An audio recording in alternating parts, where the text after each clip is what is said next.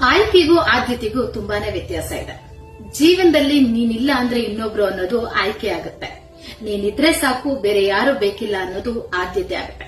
ಯೋಚನೆ ಮಾಡಿ, ಇನ್ನೊಬ್ರು ಜೀವನದಲ್ಲಿ ಆದ್ಯತೆ ಆಗಿಡಕ್ಕೆ ಇಷ್ಟಪಡ್ತೀರಾ ಇಲ್ಲ ಆಯ್ಕೆ ಆಗಿರ್ತೀರಾ? ಯಾಕಂದ್ರೆ ಪ್ರತಿಯೊಂದು ಸಂಬಂಧದ ಹಿಂದೆ ಆ ದೇವರ ಅನುಗ್ರಹ ಇದ್ದೇ ಇರುತ್ತೆ. ಇಲ್ಲ ಅಂದ್ರೆ ಕೆಲವೊಂದು ಸಂಬಂಧನ ಆ ದೇವರೇ ಮುರಿತಾರೆ. ಆಗ ಅರ್ಥ ಮಾಡ್ಕೊಳ್ಳಿ, ಮುಂದೆ ನಿಮ್ ಜೀವನ ಹಾಳಾಗ್ಬಾರ್ದು ಅಂತ. ಯಾವ್ದಾದ್ರು ರಿಲೇಶನ್ಶಿಪ್, ಯಾರ್ದಾದ್ರೂ ಪ್ರೀತಿ ಏನಾದ್ರು ಬ್ರೇಕಪ್ ಆಗಿದ್ರೆ ನೀವೇ ಅರ್ಥ ಮಾಡ್ಕೊಳ್ಳಿ. ಸಾಧ್ಯ ಆದ್ರೆ ಸರಿ ಮಾಡ್ಕೊಳ್ಳಿ.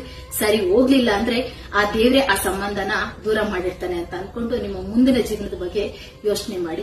ಕೊರಗ್ತಾ ಕೂತು ಮುಂದಿನ ಜೀವನನ ಹಾಳು ಮಾಡ್ಕೋಬೇಡಿ. ಆಯ್ಕೆಗೂ ಆದ್ಯತೆಗೂ ತುಂಬಾನೇ ವ್ಯತ್ಯಾಸ ಇದೆ.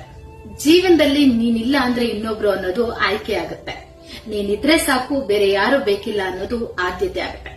ಯೋಚನೆ ಮಾಡಿ, ಇನ್ನೊಬ್ರು ಜೀವನದಲ್ಲಿ ಆದ್ಯತೆ ಆಗಿಡಕ್ಕೆ ಇಷ್ಟಪಡ್ತೀರಾ ಇಲ್ಲ ಆಯ್ಕೆ ಆಗಿರ್ತೀರಾ? ಯಾಕಂದ್ರೆ ಪ್ರತಿಯೊಂದು ಸಂಬಂಧದ ಹಿಂದೆ ಆ ದೇವರ ಅನುಗ್ರಹ ಇದ್ದೇ ಇರುತ್ತೆ. ಇಲ್ಲ ಅಂದ್ರೆ ಕೆಲವೊಂದು ಸಂಬಂಧನ ಆ ದೇವರೇ ಮುರಿತಾರೆ. ಆಗ ಅರ್ಥ ಮಾಡ್ಕೊಳ್ಳಿ, ಮುಂದೆ ನಿಮ್ ಜೀವನ ಹಾಳಾಗ್ಬಾರ್ದು ಅಂತ. ಯಾವ್ದಾದ್ರು ರಿಲೇಶನ್ಶಿಪ್, ಯಾರ್ದಾದ್ರೂ ಪ್ರೀತಿ ಏನಾದ್ರು ಬ್ರೇಕಪ್ ಆಗಿದ್ರೆ ನೀವೇ ಅರ್ಥ ಮಾಡ್ಕೊಳ್ಳಿ. ಸಾಧ್ಯ ಆದ್ರೆ ಸರಿ ಮಾಡ್ಕೊಳ್ಳಿ. ಸರಿ ಹೋಗ್ಲಿಲ್ಲ ಅಂದ್ರೆ ಆ ದೇವ್ರೆ ಆ ಸಂಬಂಧನ ದೂರ ಮಾಡಿರ್ತಾನೆ ಅಂತ ಅನ್ಕೊಂಡು ನಿಮ್ಮ ಮುಂದಿನ ಜೀವನದ ಬಗ್ಗೆ ಯೋಚನೆ ಮಾಡಿ. ಕೊರಗ್ತಾ ಕೂತು ಮುಂದಿನ ಜೀವನನ ಹಾಳು ಮಾಡ್ಕೋಬೇಡಿ.